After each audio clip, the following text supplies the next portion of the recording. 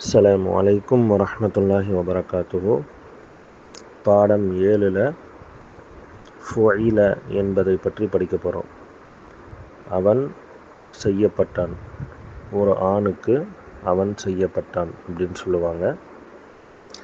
இதனுடைய சர்ஃபுகளை பாருங்கள், வரிசை முறைகளை. ஃபுஇல, ஃபுஇலா, ஃபுஇலு, ஃபுஇலத், ஃபுஇலதா, ஃபுஇல்ன, ஃபுஇல்த, ஃபுஇல்துமா, ஃபுஇல்தும், ஃபுஇல்தி, ஃபுஇல்துமா, ஃபுஇல்துன்ன, ஃபுஇல்து, ஃபுஇல்னா.